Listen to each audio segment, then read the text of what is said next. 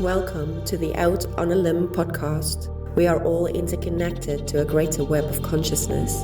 Our aim is to open your mind to a new world through having open-minded discussions about what we perceive our reality to be. Hey everybody, and welcome to another episode of Out on a Limb podcast with your hosts Will and Allison. And the explanation about Samantha, if you haven't heard yet, is on episode 1, because this is a special series of our Egypt trip, our Egypt adventure.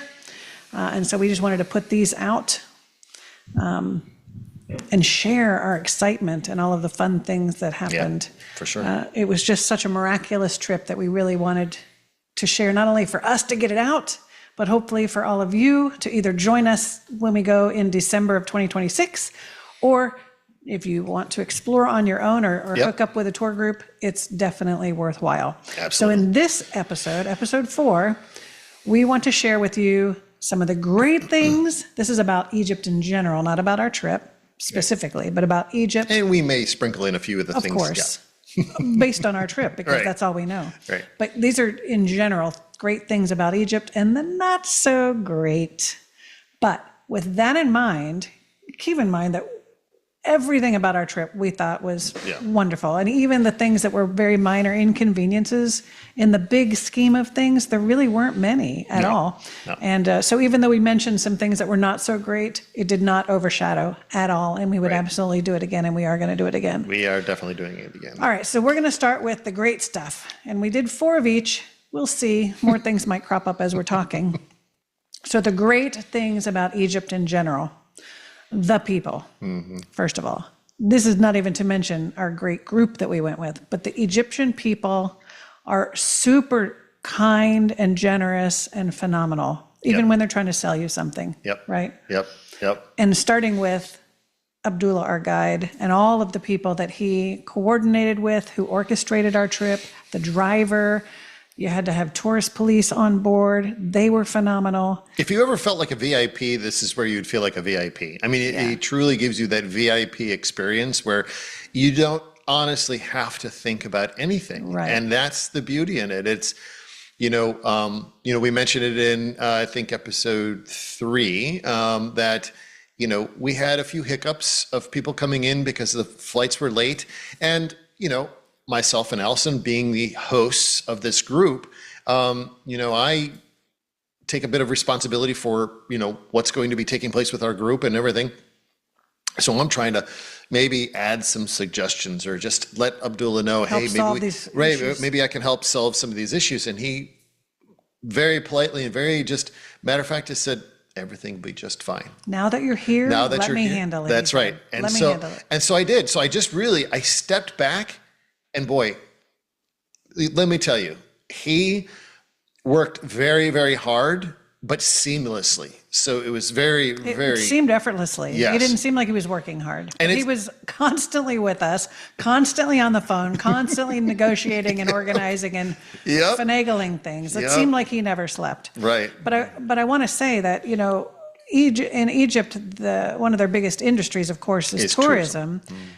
And so part of that is, they're probably nice to tourists because they have to be or whatever, but it didn't feel that way. No. Like they just seemed to genuinely enjoy what they were doing, whatever that was, like driving us around or serving us at breakfast, or even the vendors in the shops. We've traveled all over the place and seen very persistent and annoying vendors in the Caribbean, Mexico, different places. Yeah.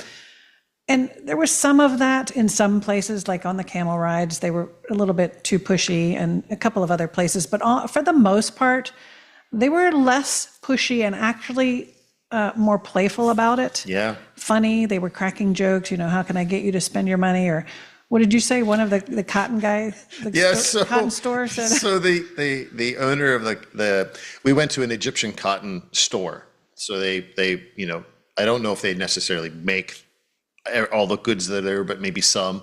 Anyway, so the owner of the store, the one that knows Abdullah, Allison's looking at a particular shirt, and he's looking at me, and he points to Allison and says, 1?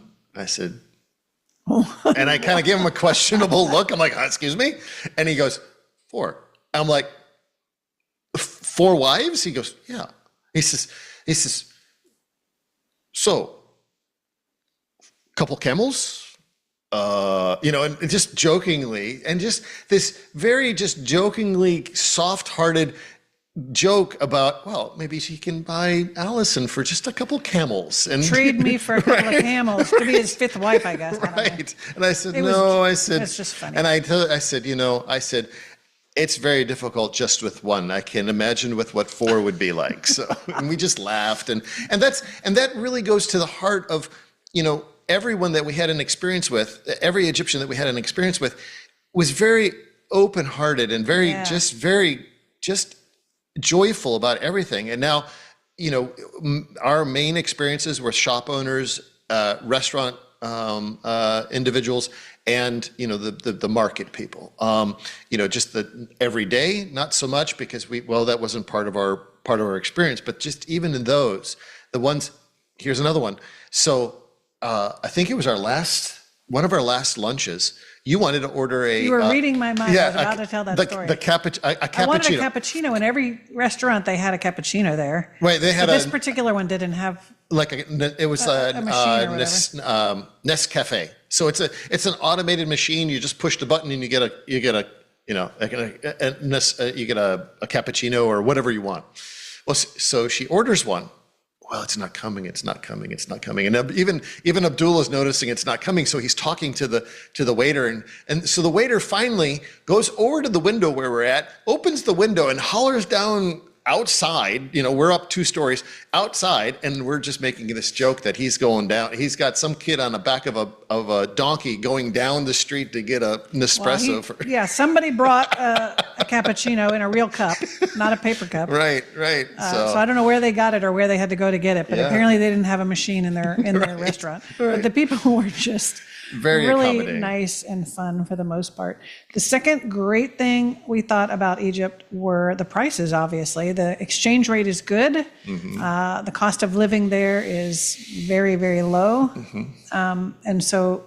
the exchange rate is 40, basically 50 of their Egyptian pounds, roughly 50 of their Egyptian pounds to $1 US. I think it was 47 or something. Yeah, 47. But they always round it up to 50 just to make the easy numbers work. Yeah. But there were a lot of things that you could get inexpensively, which is why a lot of us went shopping for the real essential oils to bring back, and real cotton, Egyptian cotton, which was very reasonably priced. Spices, things like that, teas. So a lot of that stuff you could get. And of course, just traveling was inexpensive. The hotels are reasonable, especially even at high time when we were there. Yeah. So the prices were really not bad. You talk about the prices and stuff. So, and even in this upcoming trip and the trip that we just had, all the meals are included. That also includes some water at the table. Every single meal, except for the evening. Well, yeah. So, but anyway, so if we were eating out, like if Abdullah took us somewhere, that was included. The only thing we had to pay for is anything other than water. So many of us ordered fresh juices. And so like a freshly They were literally squeezing the oranges or the mangoes or what. We were watching them do it. Right. And so a large glass of that is like $1.80, I think it was. Maybe not even that. So, right. And it just, so the pricing was very reasonable on everything. So for sure. Which leads to the next thing, which was the food. Yeah. I didn't know what to expect. At the time that we planned it, I was a vegan, which I am not any longer. That's another story. Maybe we'll do a podcast about that, which made it a little easier because they do eat a lot of lamb and chicken and pigeon, interestingly. So I knew anyway, though, because it's kind of a Mediterranean diet, that I'd be able to get a lot when I was a vegan. Yeah, like hummus and before getting online or getting the recording going, we were talking about what are some of the things, and I actually said that I said I didn't have high expectations for the food. I thought it would be a bit more. I don't know. I guess my expectation was that it wasn't going to be as robust and flavorful. It was just going to be kind of really. Yeah, I honestly, because I've had Moroccan dishes when I was in Kuwait and all of that, and so I wasn't expecting that level. This was that and then some, because it was very flavorful. every meal that you sat down, at least when we had our meals out on town, there was somebody, whether it was in the restaurant or down the street, they were making fresh pita. I mean, pita that just goes beyond what a pita is. I mean, I could just eat a meal of pita. I mean, it was just... And the gluten-free people on our trip didn't have a problem with it at all, any of the breads. Different type of wheat, different way they Right. process their wheat. So they had no problems with it. And the prices on the food that we did have to purchase were Yep. super reasonable also. Yep.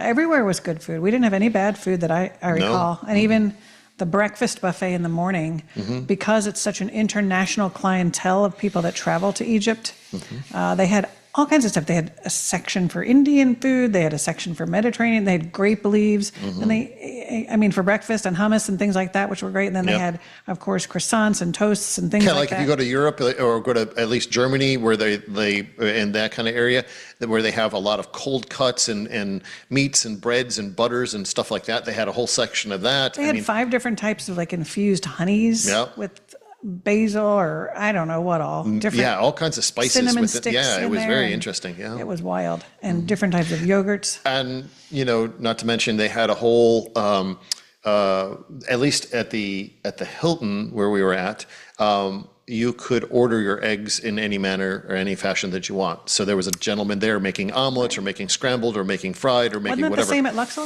Didn't they have? Oh, yes, actually it was, yes. I thought they at had Jollyville, yeah, there was a place for that too. So, yes. And then Right. I think the impressive aspect of Joyville, or how do you say that? Jollyville? Jollyville. They had a extensive sweet section of sweet treats. So many times that was the overwhelming, thing on the plate. So it was, it was wonderful. So the food was fantastic. And then this last one, our number 4, is great and not so great. Depends on how you look at it. And that is transportation. Transportation, yeah. So everywhere you go, there are these minibuses that hold, I don't know, 15, 20. About that. Yeah. Depends on how many you cram in there. All right. So for those that are in the audience that may have been on deployment before or been overseas for some sort of capacity like that, you understand what we talk about when we say these little Euro buses with the seats that fold down in the aisle, and that's how you get from one point to another on the base or whatever. It's like that. It's exactly like that. Yeah. So Tons of them all over because that's Yes. what they used as taxi. primary transportation. Like a bus transportation, yeah. And also private transportation and whatever. So we had one of those, but they literally have, I think they were pretty decent roads. There weren't a lot of potholes and stuff. No. And lines, Oh, very visible lines in the road, they were just merely there for suggestion. decoration. Yeah. Yeah. So if you go back and review the video from episode 1 that's listed there, Egypt video, I think it's called, or Did tour you put video. a video of that? Yeah. Well, yeah. It's part of the very near the end. There's about I don't know, maybe 4-minute clip of driving in the traffic, and that was that little clip. That's tame compared to some of it. And let's just say the horn is used more for a signaling device than it is for a warning device. It's to signal that you're They're here. not angry honking the No, horn. it's just They're a beep. telling you, I'm here, Right. watch it. Right, exactly. Yeah. Or I'm coming in, watch out. Or if things are going to get a little sketchy, the longer the honk. That's when you know you're in trouble. But it's just a beep. There's a lot of beep, beep. And that was only in Cairo. And interestingly enough, when we went to Luxor, everybody drives with just their driving lights on and flashes when they need to let somebody know they're in the lane. So because everything is very well lit, all the streets are very well lit. So it was two So we say it different was aspects. good and bad because Yeah. it was quite It's- comical, it is, frankly, and yeah. it felt very safe. Can Yep. we talk about our fender bender? Yeah, sure. Okay, so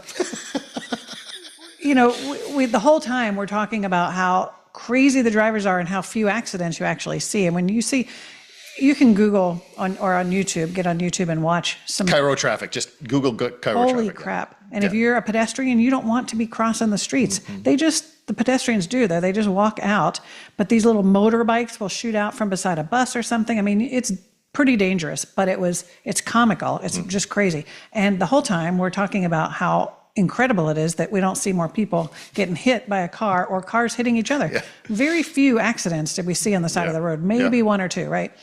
So after we got done with, I think it was the Giza Plateau, And we just we're got done with driving dinner. down, We just got done with dinner. we're driving through Giza, which is Abdullah's hometown, His neighborhood. Yeah, he said, this is my neighborhood. This is where I grew So up. he's And- telling us how proud he is of his neighborhood and how, yes, the drivers are crazy, but you don't have accidents. And like, as soon as he got those words out of his mouth, this minibus rams into the back of us. Just the back corner, the right-hand back my corner. God. Well, and it's we weren't going terribly fast, and so it wasn't like anybody got injured or anything. But it was because there was as Abdullah said, there was a homeless man that stepped out in front of our bus to do something. And so our guy had to step on his brakes while the other guy was too close behind us. And well, here we were. So yeah. So luckily it didn't damage our bus much. No. There's a picture of it in the video. You'll see it. It did damage the bus behind us to where that bus really couldn't function. Right. So later on, after everything got after the dust literally settled, we see this third bus come and start pushing that middle bus, the one that got damaged, and it is just pushing it down the road. These two buses, one pushing the other. It was just so comical. Yeah. And I've talked, I don't remember if I didn't mention it at length, but one of the most enjoyable things about this trip were the belly laughs. Like, I didn't expect to laugh so much and so hard. Yeah. On the camels, I laughed so hard. After this accident, I was just laughing at the absurdity of it, because we have always a driver, we have Abdullah, and then we have the tourist police, tourism right? security guard so who's got his. all three of them run out to the back, and they're just like just having Up this in each other's heated face, discussion yeah. in each other's face, right? Luckily, it wasn't the United States. Somebody probably would have shot somebody. Yeah. But luckily, they don't work their problems out like that, right? Well, in the meantime, we have this Australian dude, Matt, with us. He's hilarious. Oh He's a friend of ours who started as a client, joined us on the trip. He's a photographer, a professional photographer. So he jumps into the back of our bus in the window, and he's filming whatever's going on, and he's narrating it to all of us. He's like, "Oh my God, Abdullah, they're in a shouting match. Oh, they're pushing each other. Abdullah, they're pushing each other." And so they're just pushing each other back and forth to get their point across. Meanwhile, that second bus, all the members of their bus got out. Right. To me, I saw a bunch of men. It looked like some athletic team or something, but they all surrounded in this big circle. And so there's a huge circle, and Matt is filming and Matt is describing it. And I just was laughing at the hysteria. Blow by blow. And then he said, just so he hysterical. said, well, they must have figured it out, because they all just said, yep, either that or they got bored with it and they all just went their own separate way. That's the extent. There's no violence. There's no anything. And meanwhile, 3 cop cars, boop, boop, Nobody stopped. nobody stops. So we understood later, we talked to Abdullah about it. We're like, what's the deal? And he said, you don't want the police to stop because they'll make it worse. So the bottom line was, this poor guy that had the bus, that was his way of earning a living for his family. Yeah. And now his bus is busted. So they said he can't pay for the damage to all of these. So the police would have put him in jail, and then he really can't support his family. Right. So they're like, you don't call the police unless somebody's half dead in the street. And even then, you got to figure it out. Yeah. So He goes, because they make it worse. He goes, we just settle things on our own. Our insurance for our bus is going to take care of it. And, what a nice way to handle things, right? Right. So that's why we say transportation is on the great and the not so great thing. If you are timid in any way, just keep your eyes just closed. don't look. Read a book while you're in the van. Yeah. But I thought I never felt unsafe. Never. Really. Never Even at after all. after the fender bender, I didn't feel Never unsafe. at all. No. But it was one of the times that I had a real belly laugh. Yeah. Yeah. All right, so now for the not so great things about traveling to Egypt or the Middle East, for example. Dealing with the tipping. Mm-hmm. Dealing with the tipping was a bit difficult. Even though Abdullah says, all of our tips are included, you really don't have to tip. Right. But the people there live on the tips, and it's not a lot of money to them. So, for example, you have to tip every time you want to go to the bathroom. There's nobody that's taking care of the bathrooms. Right. There's no toilet paper typically, unless you're in the hotel, a high-end hotel and things like that, or maybe a high-end restaurant. Or the airport or something like that. Yeah. But other than that, you either bring your own toilet paper, but you still really have to get past the person who's accepting the tip. And those tips were 5 to 10 Egyptian pounds, which is like 50 cents. Yeah. Not even that. Not right. even that. So 25 to 50 cents or whatever, which is not a lot. Right. The problem is that it's consistent and constant, and you can't get away from it. And so if you don't have the right change, then you feel like you're over tipping, and it just gets annoying trying to find the tip if you're in a rush to go to the bathroom or something like that. And then you're at their mercy how much toilet paper they give you. Yeah. So if you got the runs or you have an intestinal something or other, Sometimes people say to bring their own. Yeah. But then also like on the camels, technically we shouldn't have had to tip, or we shouldn't have had to tip a lot, but they literally were like, insulted. This is not enough. And Abdullah prepped us and primed us and said, Right. they're going to say that. It is enough. Right, You and give just them- walk away. Give them Yeah. this much and walk away. But as Americans, we feel Well, like we right. don't want to insult somebody, or they're telling us that's not enough. And then you're confused about the price difference and how, Right. and you don't know if you're getting ripped off, but you don't want to rip them off. So the whole tipping thing And is just, and I'll even say lessons learned, from what we understand, because you really literally walk around with like drug lord money in your pocket. I mean, you've got a wad of Egyptian pounds in your pocket at any one particular time. And so for our next trip, and for those that join us, I think the lesson learned in that is you have two separate pockets. One for tipping and one for the bigger expenses, right? And so the one for tipping, you have the smaller bills, you have the things you can just easily pull out, the fives or the tens or the 20s or whatever. Right. And so that way it's very quick and easy, and you don't have to show the whole thing because, it's you don't just want to pull out a wad of cash. right, exactly. So it's The other thing that's difficult is it's kind of like at the hotel and at the airport, you're going to get Egyptian pounds, not US dollars. right. But you're not going to get small bills. You're going to get like 200s. Yeah. And so then trying to break those 200 It's Egyptian difficult. pounds to get the small bills. So unless you go to a bank, Or you get it ahead of time before you leave. And Yeah. I think that would be the advice going into this is I believe AAA will do okay. money exchange. A lot of banks will do money exchange, and you get the smaller bills before you leave for your tipping ventures. And then whenever you do get money for the rest of your trip, you get it in the big bills and you can break them accordingly. So, yeah. but when you stop to think about it, like the first day in our hotel, we took out the max, which was 4,000 Egyptian pounds. I think it was $87 is Right. all. And that lasted us the whole trip for most everything we needed that we didn't put on a credit card. Maybe I'll put a picture of the wad of cash sitting on our bed and you'll see, Right, understand. Right. So when you really think about how much you're spending on tips, it feels like a lot and constant, It but really the is. amount of money that you're spending is meaningless to us and really meaningful to them. Yeah, so, and I think it was more of a mental the mental exercise of peeling off a 20 and handing it to someone as a tip, right? Because we're associating 20 with 20 US dollars, and it really isn't. 20 to them is only $20, 20 cents. no, 20 no, US. No. Well- 20 Egyptian pounds Well, that would be half of. would be like isn't that $4? No. 50 into 2. This is why. 50 Egyptian. Hold on. 50. This is why it was so challenging. 50 Egyptian pounds is $1 US. Half of that would be 25 Egyptian pounds, which would be 50 cents. So Wait, what?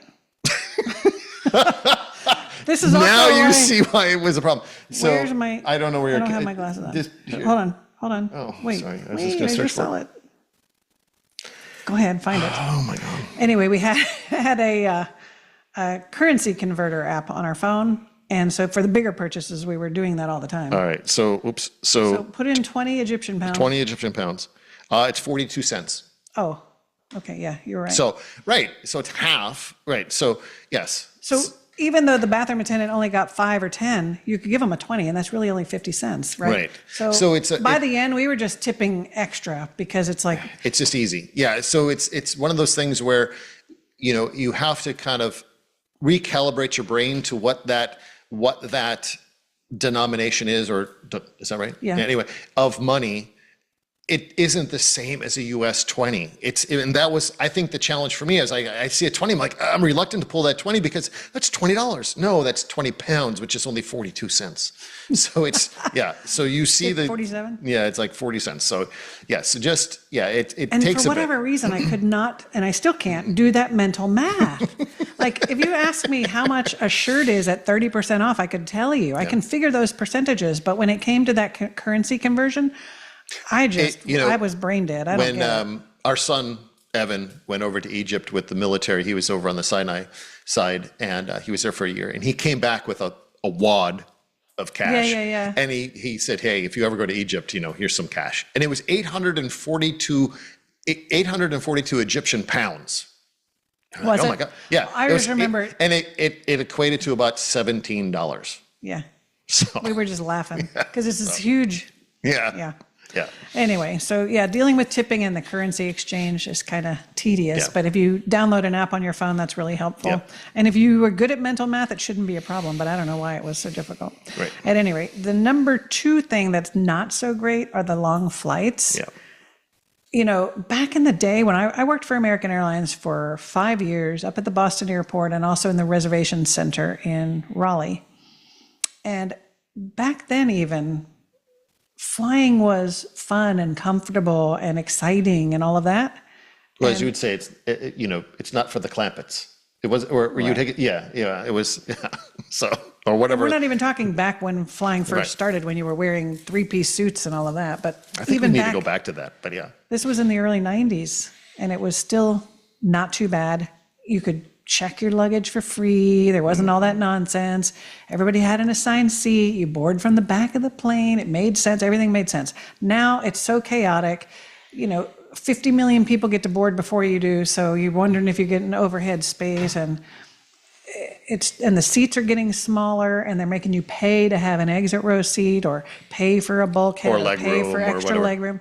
So everything is all these extra additional charges, and it's just a hassle. So when you're looking for your flights, you think your flight's going to be $1,800, and then you have to buy a seat for every single leg, or extra to check a bag, or to sometimes even carry-on bags they're charging for. So Well, and also, take into account for those that are frequently flying within the United States, there is a process, they board in a certain way and they do certain things, and they specifically tell you to make sure you only have, one carry-on and one personal item, and that the personal items have to go below the seat, and the carry-on goes above the, in the luggage compartment above, and they iterate that over and over and over again.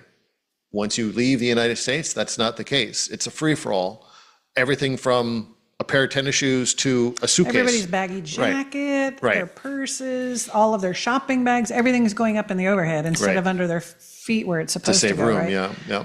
It's just, flying is just not what it used to be. So just keep those things in mind. Ask people for tips on how to make it comfortable.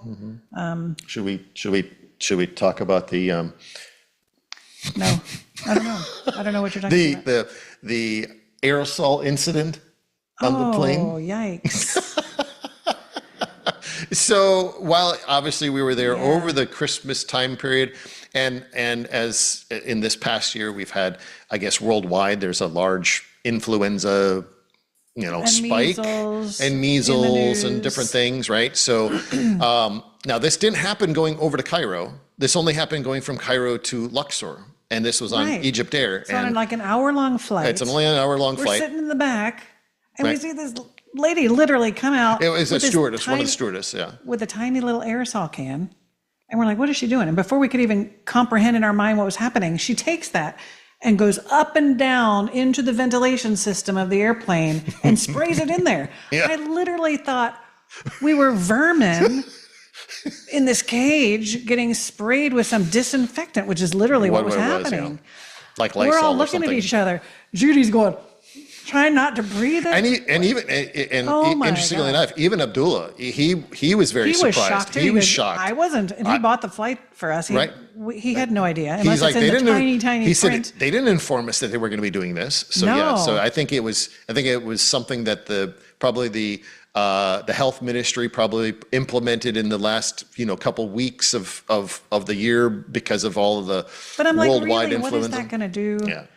to kill germs? Like, we're already passing. I mean, that's what humans do. Right. And if you're going to travel during high travel season, you're gonna get sick. People are gonna get sick or whatever. You're taking your chances. So we did all of our immune system upgrades before we left and all of that kind of stuff. But So needless to that say, was really weird. So anyway, our number 2, not so great, the flights. yeah, But yeah.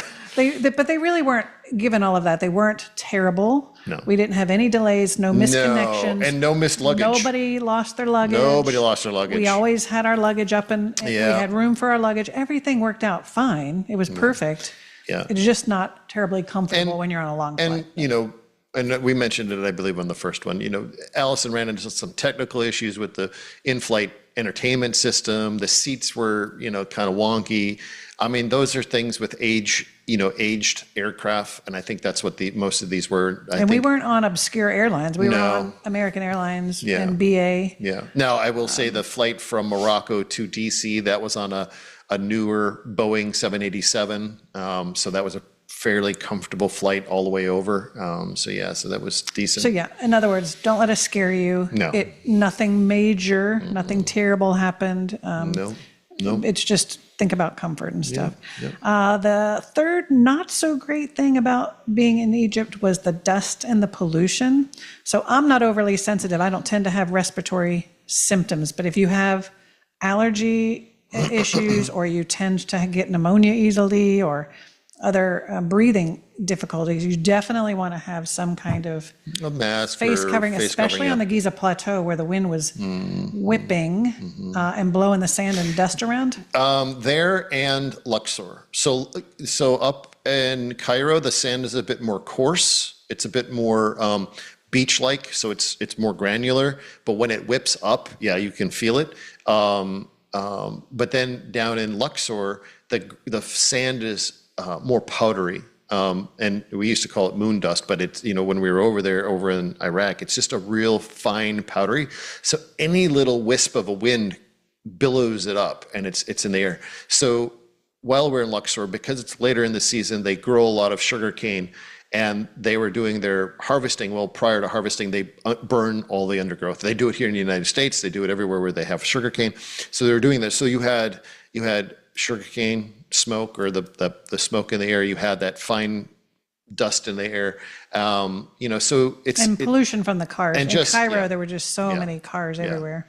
Yeah, so it can be an irritant if you're sensitive to that. Luckily, it doesn't bother me much. I didn't have a problem either. Yeah. Some people's eyes, we brought eye drops just in case, and I think we used them occasionally. Yeah, I Our used eyes them were a couple maybe times. got a little tired. And then the pollution in terms of litter was shocking to me in the Cairo Giza area, like lined up on the curbs, just trash, litter. So in watching YouTube videos and things, I heard somebody say, and I don't know if it's true, but that they don't have good waste disposal practices, or maybe not like trash trucks like we have. No. So I don't know what the deal is with that, but it was kind of funny to me watching people start sweeping the dirt in front of their house, but yet leave the trash there. Yeah. So I don't know what the deal is with all of that, but it was noticeably different in Luxor. It was much, much cleaner. Yep. There wasn't trash. But on it's the also street. smaller too. So yeah, it's yeah. But yeah, I mean, that's kind of inherent for that region of the world, I believe. As we were driving from Luxor down to Hawara, you would see where off to the side of the road there would be piles of rubbish. So where they would just dump it on the side of the street of their house, and then somebody with a cart or whatever would pick that up and then take it to a bigger pile. And even that they are going through it and picking up recyclables like glass and things like that. So so it's not as sanitary as what you would think here in the United States, but But I didn't notice like a lot of bugs. I didn't see any rats like I've seen in cities in the United like States. New York City, they're all over the place. I didn't see a lot of roaches or any of that kind of stuff. The hotels were clean and everything like that. So I mean, and even to the extent I didn't feel like it was dangerously dirty. No, I mean, and even to that same kind of in that same context, it's we've been to New York City, we've been to different larger metropolitan areas, and you see a lot of homeless people everywhere. I don't recall seeing a lot of homeless people. I mean, I don't know. We weren't out late at night. But there were a lot of people just milling about and sitting on stoops and sitting around and. But not just curled up on a stoop and with no. not like we would see here in the United States. So there's that, I guess. Yeah. So yeah, the dust and the pollution, not so great. Yeah. And then the last part was transportation. Again, the not so great part of transportation. If you're a little bit nervous or queasy about driving in traffic, or and also the smog of the traffic and that kind of thing. Anything And else? just the pace of the traffic. I mean, it is fast. I mean, this is 24/7. It's not, except for Luxor. I mean, we were up super early to go to the balloon ride, and there was really nobody on the road, so that was fine.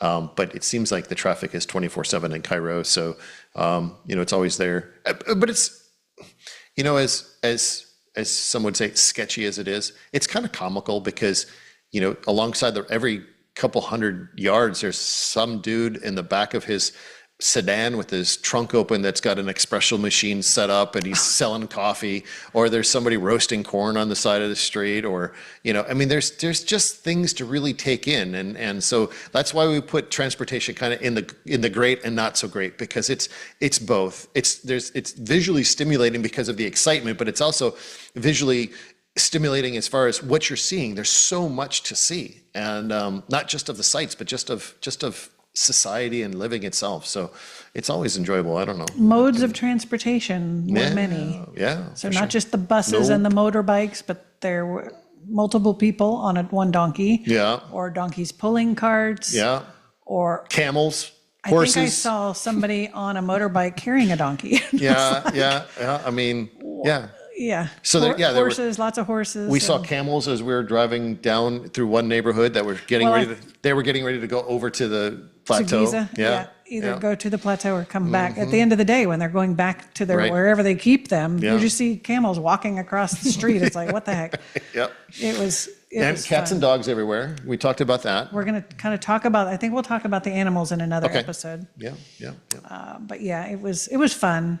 None of the not so great things would have kept us from going or prevent us from going back. Nope. Just part of traveling. It is. And seeing the world. Yep. But if you have some great or not so great experiences about being in Egypt or other places in the Middle East, let us know and we'll have a laugh together. Yep. Because all of these were quite comical.